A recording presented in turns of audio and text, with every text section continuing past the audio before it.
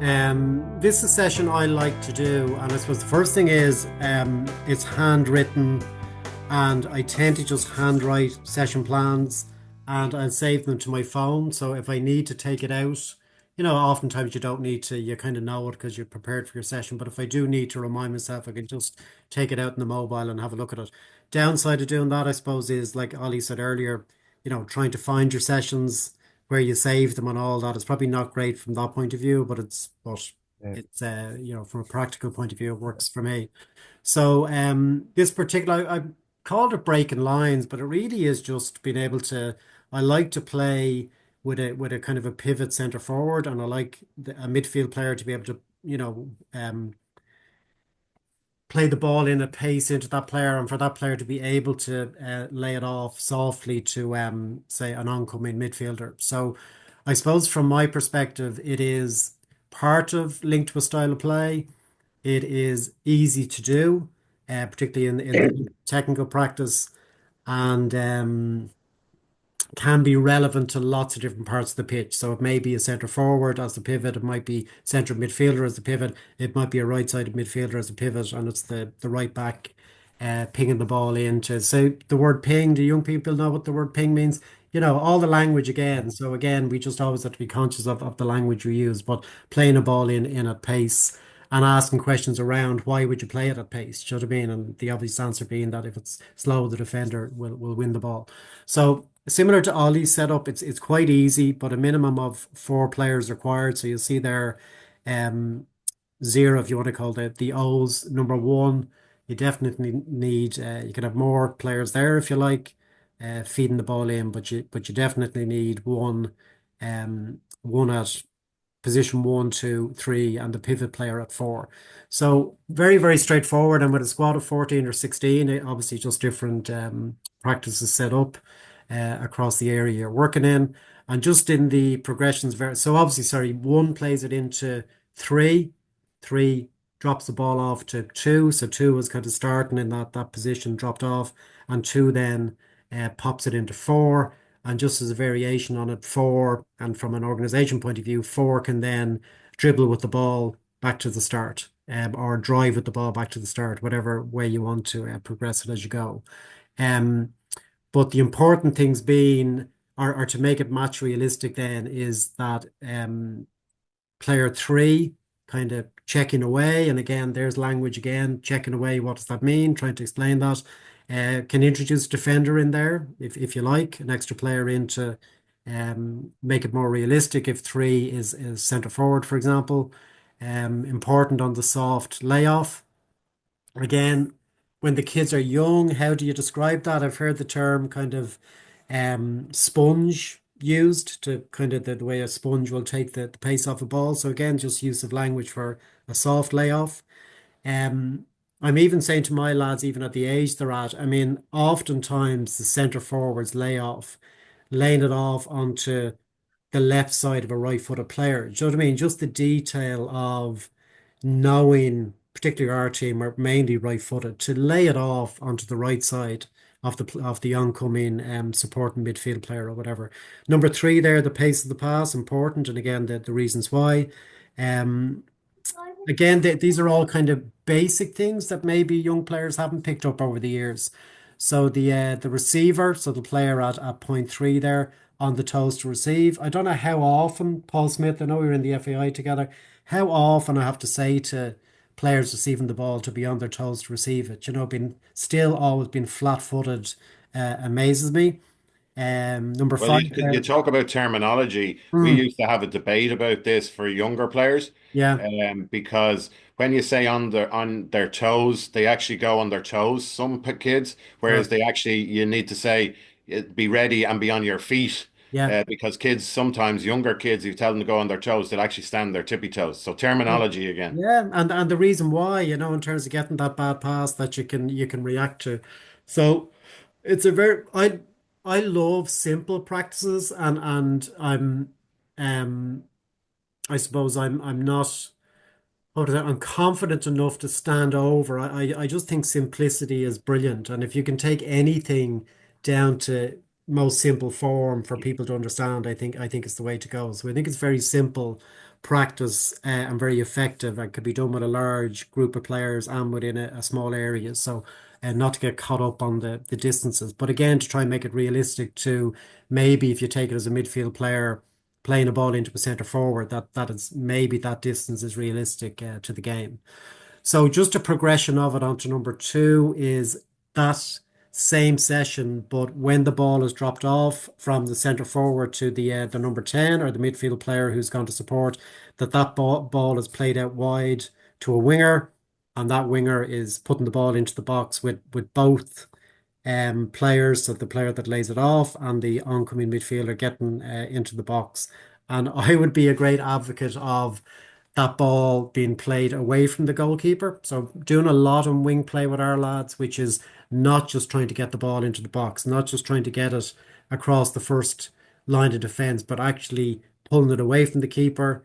And if you can pick out a player, even better. But also, I suppose, if we are trying to coach our wingers to play the ball away from the keeper, that the players getting into the box need to be aware of that. And our lads tend to get into the box, just kind of get into the box as quick as they can without even thinking about the fact that we're asking our wingers to pull it back. You know what I mean? So even to try and switch on to um, trying to predict our style of play, if you like. If the ball's going to be pulled back, you need to delay a run um, into. So that element of trying to predict or control your own style of play and knowing when to get into the box based on the permutations of your winger, uh, hopefully 90% of the time is going to try and pull it back. So that's that, which is pretty straightforward enough, but it does show how you can kind of progress it forward into more realistic gameplay. But I also do love having a game in a session, and whilst it might be free play, it's to kind of, and it's a little bit of the what I would term the whole part whole approach, is to actually see within your practice in a game, have they really picked up what you're working on within the technical practice. So this one, the first one is one I often do. I'm sure lots of coaches do also, is having two pivot players outside of the grid, so X1 and X2 in this case, and you can play whatever number 4v4, 5v5, depending on the size of your area. But the idea being is keeping possession, getting it into the pivot player at one end, and then getting it into pivot player on the other end, and then getting the ball back. So keeping possession. Brilliant fitness drill. So I've done a lot of fitness stuff over the years. Brilliant fitness drill, but also it's still along the theme of playing it into a pivot player and somebody like a midfielder looking to receive it back off. So it still is progressing the technical practice into a game situation. So you play it into X1 and somebody else in your team is going to receive the ball back off that player to try and get it to X2 and keep that going at either end. And then finally into a completely free game of if you've got a squad of 14 or whatever, 7v7, or if it, I suppose, if that, and I obviously would have to play with a pivot player. I'd be very strong on having each team having a pivot player when you're in possession of the ball. That I suppose if that's not happening, and maybe for younger players, I would mark out two areas for when the team in possession has the ball, you must have a player in that kind of pivot area and in that dropped off area.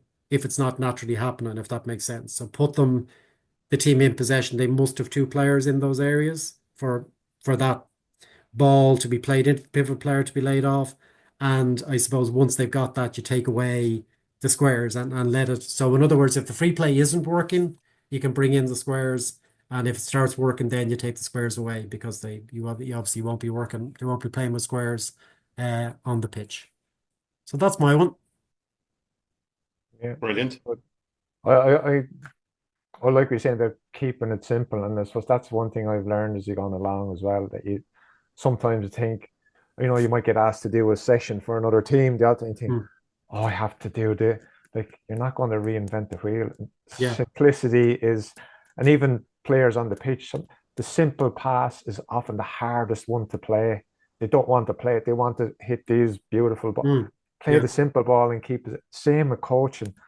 Keep it simple, keep it enjoyable, and like a lot of the time, see if you're working on playing out from the back, you're trying. Some people are trying to affect the defenders and your midfield, break it down into simple chunks. Just get your keeper and your centre backs, work on that first, then build it up from there. Maybe bring your full backs in. Then just build it up into those digestible chunks. Keep it You see, Ollie, simple. that particular session, and it is kind of linked to a kind of a preferred way of playing for me. Yeah, And I think it's so hard to defend against. You know what I mean? Unless you get, like, if you do it effectively, it's very effective until they drop in somebody in front of the centre forward and then all bets are yeah, off. You know what I mean? But the other yeah, team needs to figure that out. We have scored goals from playing that way. But I think with our lads, they almost get bored of doing the same thing, even though it's yeah, effective. So they, like what you were saying, they'll try and do different things. And you kind of say, well, if you go back to doing yeah, stuff yeah. that we know works, What do we go that? you'll score Yeah, goals, you know? yeah, yeah. I think as Absolutely. well, I think to go on the less is more approach as well, Paul, and simplicity. Keep it simple, stupid was the KISS technique, and Mm. that's what it is. It is keep it simple, stupid. And to be honest with you, unstructured sessions, um, unstructured sessions are paramount for me in any sessions I do, because sometimes you can structure the session within an inch of its life, but it's the unstructured stuff that happens within that session that actually will awaken you as a coach to actually change or have a look at it even for the next session. So sometimes unstructured is very good in a structured environment, if Yeah, that but makes Paul, sense. even for something that I would say that is pretty simple, right? It still amazes me now. Now I am saying in the context of I manage a second team of, they're not a Premier team, but the second division down. But there's so much in it in terms of if you do focus on the quality of everything, you know what I mean? The quality of the pass, the quality of the layoff, and the ability to do it in the game. Now, I mean the game within your training when that situation arises. Do you know what I mean? For them to be able to know when it's on and when it's not on. When a midfielder, if the centre forward is available, for the player to know that's probably the most effective pass to play because he's But yeah, no, inside the bit. absolutely. But also, as that ball has been played, that the midfielder knows that sees the opportunity for them to go and support it. So until you see all those things, I think it's okay to go back over it all the time because No, but that's I what think, I think one of the words I've used now to that tonight is reinforcement. yeah, And that's what it is about. And it's repetition, guys, as well. It's repetition the whole time. And Ollie would know this from playing at the highest level within this country for many seasons as well. Like clubs at elite level, Man City, Liverpool, Shamrock Rovers, they do drill similar to what you're shown there, Paul. The only difference is they do it at a higher tempo. That's yeah, the only difference. They just yeah, do things quicker. mm, And when Ollie says about not maybe being asked to do a session with another team, and it's you don't reinvent the wheel, or you don't want to do a session that says, "Jays, you want to see Ollie come down to the under 10s, you want to see the session he put on." I would love to go down and see Ollie Cahill's session on a pass and move exercise where a kid passes, and what happens then? He moves. mm, Simple, very, very simple. It doesn't have to be bells and whistles. It doesn't have to be Hollywood balls. It doesn't have to be back flicks and somersaults. Passing and moving. If you were ever an instructor and tutoring as we did, Paul, back in the day as well within the association, you never looked at the Fandango one. You looked and ticked your list if they have achieved pass and move. It's very, very simple a lot of the time. yeah. And it's just the tempo as the levels you go up. And even, Paul, with your team versus the under 17 League of Ireland Drogheda United team I had, they were working just at a higher tempo in Mm, training than sure. your squad. That's the only difference. They're doing the same stuff, just quicker. But I do think that as a coach, I do think for you to really know if they've really got what you've been working on, whatever the technical practices are, I think you have to be looking out for it in the game because oftentimes they don't link the practices to the game at the end of the Correct. season. Now, as Ollie was saying, maybe you might position it as that, or you might say, listen, this is what we're working on. But you would like to think that there's a transfer of the learning because that's what Well, like oftentimes my lads will do completely different stuff and I'll be going, lads, what have you just been doing for yeah, but that, for I was actually had a 12 hours, you know? question. I actually had a question written down, Paul, just on your one when you moved into the 7v7, but you sort of probably answered it a little bit. And it was, how long would you let it go? in the Mm. 7v7 if the stuff you had built up wasn't happening, or would you just Yeah. let it peter out and go again next week? Yeah, probably a bit of both. Yeah, I suppose you don't want to overdo it, and you don't want to be manufacturing it either, if you know what I mean. So I suppose using the two boxes is manufacturing it a little, certainly is manufacturing it. Mm. But you'd be only doing that to try and paint the picture like that when you take them away, that they may then it may help them in seeing the picture of when we have the ball, we need a pivot player to begin with who's high up the pitch, you know. Yeah, And I suppose if that doesn't work, I suppose you'd only be laboring it at that and, point. and forcing it, you know.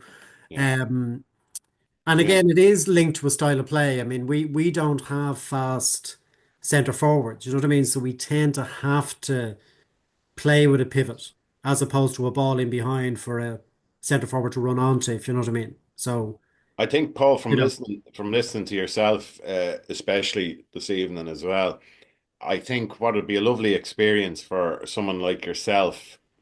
And I know this potentially could be a last year with underage football, is to actually try and get involved with a team for 6 or 8 weeks and work with players that, you could see exactly the fruits of your labor, shall we mm, say? yeah, Because sometimes when you have players that, and come here with all due respect, they're in the majority in the country, mm, the players, the community players, but to actually work with, a better, a quicker player, whatever you want to class them as, I think the fruits of your labor, you would then see it probably, not saying working yeah. correctly, but you'd probably see a better version of what you currently see, perhaps. Well, I was saying to one of my players there last week, and it was on the basis of it. I actually purposely got in to play beside him because I kind of wanted to get a better feel for what he does, right? And he's a very hard-working midfield player, tough in the tackle.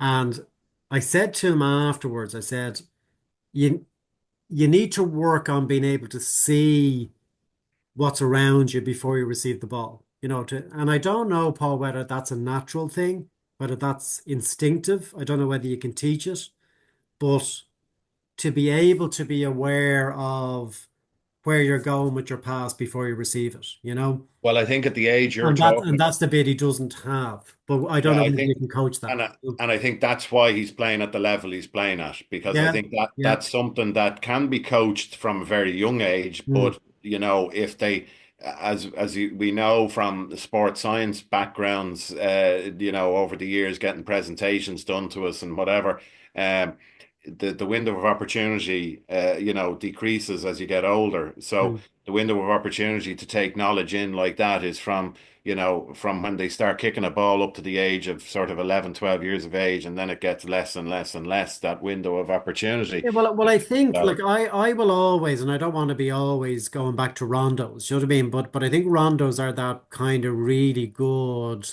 and you can do lots of different types of rondos. But I do think they're a great way of trying to. It's not coaching them about decision making per se, but it is very much around where is let's call them defenders in the middle. Where is the defender in relation to the ball, and where's the receiver in relation to the ball and the defender. You know what I mean? I suppose repetitions of rondos, 4v2s, 5v2s, all that stuff over the years, it almost then becomes instinctive. You know what I mean? Because as you're receiving the ball, you have to kind of know where but your where your next move is, you the know? majority of players, probably even that you play against as well, if you look at them and observe them as well, they wait for the ball to come to them a lot of the time, Mm. and then they start looking up and looking Yeah, around where it's too absolutely. late. Yeah.